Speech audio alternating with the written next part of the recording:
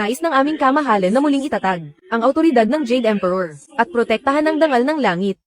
Halika na, nais makita ng aming kamahalan kung sino nga ba talaga ang may lakas ng loob na hamanin ng kapangyarihan ng langit. At isa pa, tumanggi ba talaga siyang magpakita sa akin kapag ako na ang nagtungo sa Ling Xiaobao diyan? Sa oras na iyon, hindi na ninyo mapipigilan ang gulo. Napakayabang. Sa tingin mo ba ay makakaabot ka sa Ling Xiaobao diyan? Wala kang sapat na kakayahan. Ganoon ba? Sige, subukan ninyo. Anong klaseng kapangyarihan ang ginamit mo para kunin ang aking sandata? Ibalik mo yan sa akin agad. Matandang tao, pakawalan mo ako.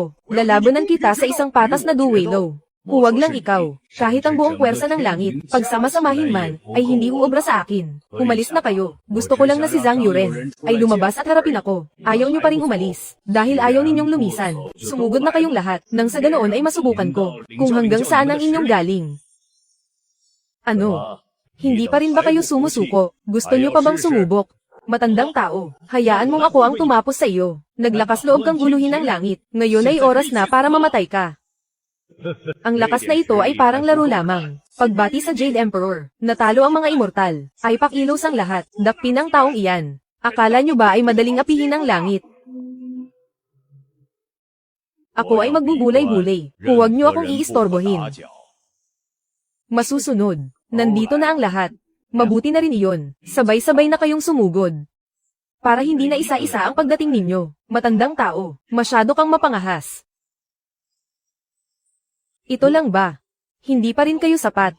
Masyado siyang malakas. Nais ko lamang para sa aking disipulo, ang makahanap ng katarungan. Bakit nagtatago si Zhang Yuren at ayaw akong harapin? Lalaban pa ba kayo?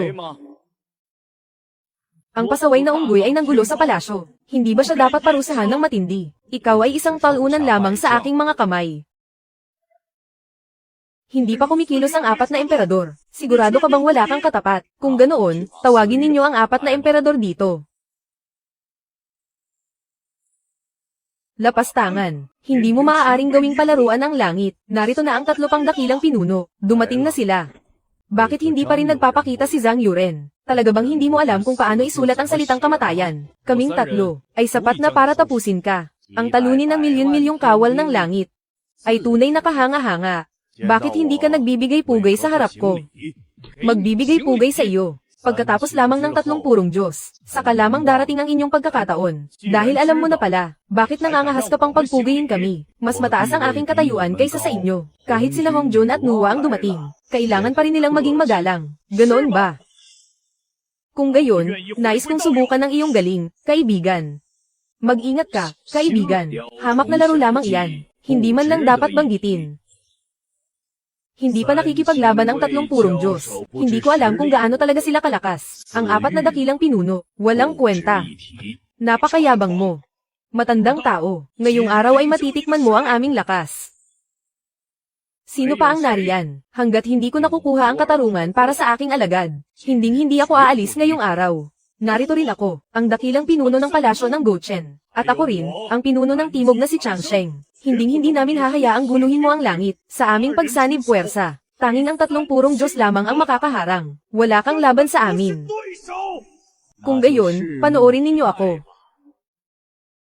Imposible. Anong klaseng mahiwagang gamit ito?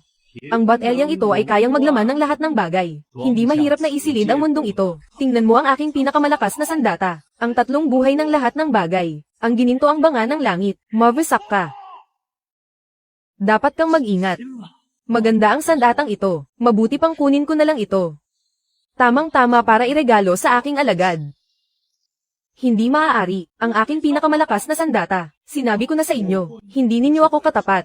Hindi ko hahayaang malugi ang aking alagad. Imposibleng hindi ka namin matalo. Dakilang batas ng langit.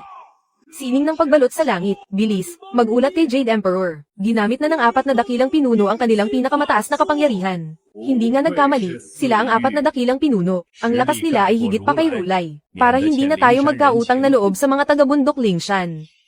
Ah, nakakapagtaka, saan nanggagaling ang boses na iyon? Kahit ang apat na dakilang pinuno ay hindi siya matalo. Ang langit ay nahaharap sa isang malaking sakuna. Bakit hindi na lang natin tawagin si Rulay? Pakawalan na lang ang makulit na unggoy na iyon. Ang mga ganitong makapangyarihang tao ay hindi natin kayang kalabanin. Zhang Yuren. Ayaw mo pa rin bang magpakita? Kailangan ko pa bang kumilos ng personal, at ako mismo ang mag-imbita sa iyo? Jade Emperor, ano ang gagawin natin? Protektahan ng Jade Emperor at ang Reyna Ina, pagkatapos ay pumunta sa bundok Lingxiao sa kanluran, at hingi ng tulong ni Rulay. Bakit? Zhang Yuren, bakit ka? Nagtatago sa akin at ayaw magpakita. Natatakot ka ba sa akin?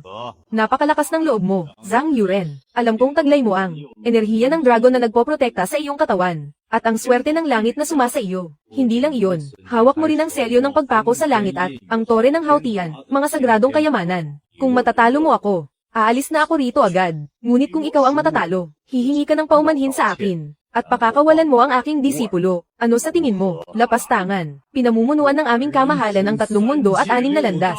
At may hawak sa buhay ng bilyon-bilyong nilalang. Nagawa mo pang tumayo sa itaas ng ulo ng aming kamahalan para magsalita. Bumaba ka rito ngayon din. Akala mo ba susunod ako dahil lang sinabi mo? Sino ka ba sa akala mo? Dahil lang ba ikaw ang namumuno sa langit? Huwag na nating pag-usapan si Zhang Yuren. Kahit ang Sanqing pa ang dumating, dapat silang magsalita sa ilalim ng aking mga paa. Sino ka ba talaga? Bakit sa 3 mundo at 6 na landas, ay hindi ka pa namin kailanman nakita? At isa pa, bakit hindi ka nagbibigay pugay sa Jade Emperor at sa aming kamahalan? Dahil ako ay hindi kabilang sa mga tao, multo, o Diyos ng 3 mundo. Nakalampas na ako sa 5 elemento, kaya natural na hindi ninyo ako kilala. Kasabay nito, wala rin akong obligasyong magbigay pugay. Kung gayon, saang mundo ka kabilang? Sa mundo ng kawalan, walang karapatan ng langit na ipiit ang aking disipulo sa ilalim ng bundok, basta't humingi ka ng tawad, Zhang Yuren, at pakawalan ng aking disipulo. Ang gulo ngayong araw ay matatapos na rito. Ano, payag ka ba? Nagbibiro ka ba? Ang aming kamahalan ang pinuno ng lahat. Paano kami hihingi ng paumanhin sa iyo? Kahit pa matalo mo ang lahat ng immortal sa langit, hindi kailanman sisuko ang aming kamahalan. Ganoon ba? Sabi nila ay hindi ka madaling kumilos, maliban na lamang kung ang langit ay nasa bingit na ng matinding panganib. Ito na ba ang sandaling iyon? Walang sino man ang dapat makialam. Nais ng aming kamahalan na muling itatag ang autoridad ng Jade Emperor at protektahan ng dangal ng langit. Halika na, nais makita ng aming kamahalan kung sino nga ba talaga ang may lakas ng loob na hamanin ang kapangyarihan ng langit.